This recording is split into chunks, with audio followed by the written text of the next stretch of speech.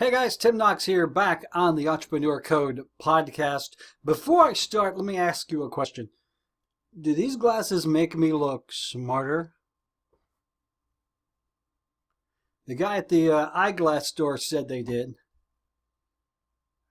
I think he was lying to me. But they do look really good when I do the dramatic, what? Anyway, yeah. Hey, welcome back in. It's been a few weeks, been off doing other projects, getting back into the swing of things now. And today, the video is all about crappy bosses. Have you ever had a crappy boss? Have you ever been a crappy boss? Maybe you should ask the people who work for you. Now, the reason I'm bringing this up is not that I'm upset because I was sold a bill of goods for my glasses. Maybe I'll do a Casey Neistat thing. That would be kind of cool. I'll paint them white. No, the reason we're talking about crappy bosses today is I was recently cleaning out a closet and I found a stash of old books, and I'm kind of a book hoarder, lots of business books, but I found a copy of what once was and probably still is one of my absolute favorite books on leadership, motivation, customer service, and it was called, I'm looking at my notes here, damn it, My Secret Life on the McJob, and it's written by my friend Jerry Newman. Now, if you don't know the book, it came out around 2005, 2006. Jerry was actually a professor. He was teaching MBA classes, I believe, in New York somewhere, and he took off a year to work in fast food restaurants to try to see if the culture of leadership in fast food had anything to do with the high turnover rate. Now, if you've ever worked fast food, you know it's probably not the best job in the world. It doesn't pay that great, although if some politicians get in, you're going to be able to make more working fast food than you can teaching our kids, which is interesting. I find a lot of things interesting now that I have my smart glasses.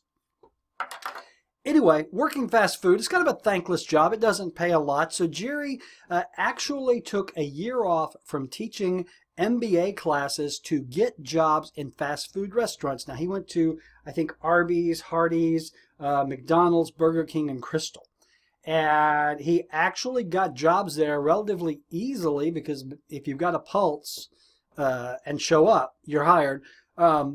But he worked as the fry guy for a while, and he worked on hamburgers. And basically, for the entire year, he worked fast food, and he studied the culture of leadership or lack thereof, and wrote this book. Again, My Secret Life on the McJob. If you can find it, I highly encourage you to read it, especially if you are a manager of people. And we go back to the question I asked at the beginning. Have you ever had a crappy boss?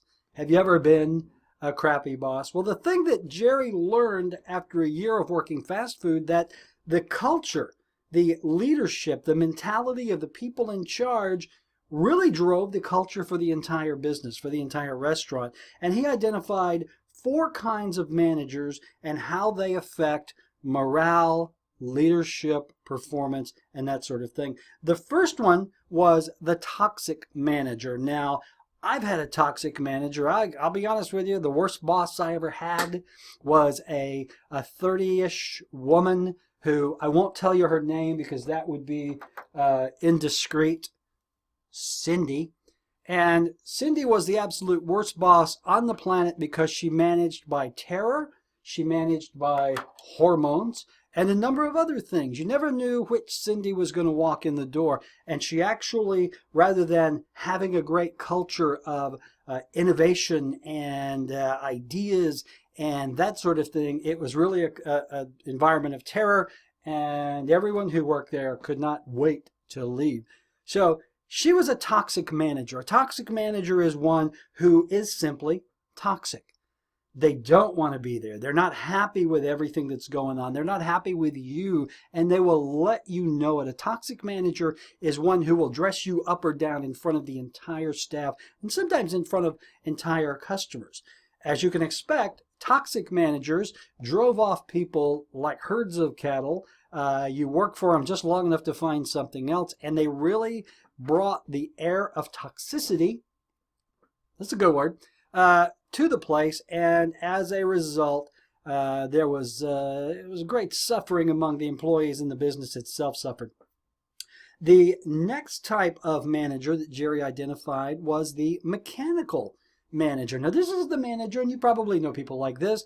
They would just come in, go through the motions. Hey, I'm going to clock in. I'm going to do what is required of me by my job description, no more, maybe a little less, and I'm going to go home. I'm going to go through the motions. A mechanical manager is non-motivational. You know, you can always tell when there's a mechanical manager when you hear an employee go, well, she doesn't care, why should I? So mechanical managers have about the same rate of overturning of employees as the toxic manager, maybe a little better, because they're not really toxic. They just don't care. They're mechanical. They're robotic. Now, then Jerry identified another type of manager called a relationship manager. And relationship managers were those managers who strived to create relationships among their employees. They're your buddy, they're your pal, they're still the boss, but they know the importance of teamwork and building relationships. These are managers who understood that happy people, happy employees want to come to work because that's where all their friends are. And so they worked to build relationships. And Jerry determined that relationship managers had a fraction of the turnover that toxic and mechanical managers did. The last kind of manager, and I think this is the one that we all should strive to be, is what Jerry called the performance manager. The performance manager was a relationship manager who also knew the importance of setting goals and hitting performance goals and, motivational goals and that sort of thing. They focused on the relationship, but they also focused on the performance. And they understood that by building these relationships among their team, the performance would be greater, the productivity would be higher, and the turnover would be far less. So, again, I ask you, have you ever had a crappy boss? Are you a crappy boss? Cindy, are you out there? If you are, I'm sending you happy thoughts. So, I encourage you, if you are a manager, don't manage, lead. There's a word you don't hear often enough, especially in fast food. Be a leader of your team. Set the example by your actions and your attitude. Be a relationship performance manager. Don't be like Cindy. Don't be toxic. Because if you do that, your turnover is going to be tremendous. And then 15 years after the fact, you got some schmuck like me talking about you on the video.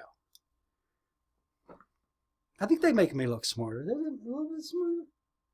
No, not really. Anyway, hey, that's going to do it. If you want to know more, please subscribe to this channel. I do these videos at least every week or so. We talk about things small business related. Also have another channel for Kindle publishing that you can subscribe to, and also doing some WordPress training now, which has turned out to be a lot of fun. If you go to timknox.com, you are going to see all of my websites, and you can find me there. Again, subscribe. Click the subscribe button here.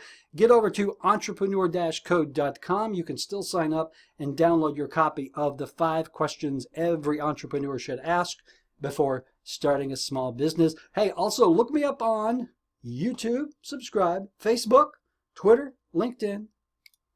And I'm pretty sure that soon I'll be on the Mensa website. Is it Mensa? Mensa? Yeah. Mensa. Later, dudes.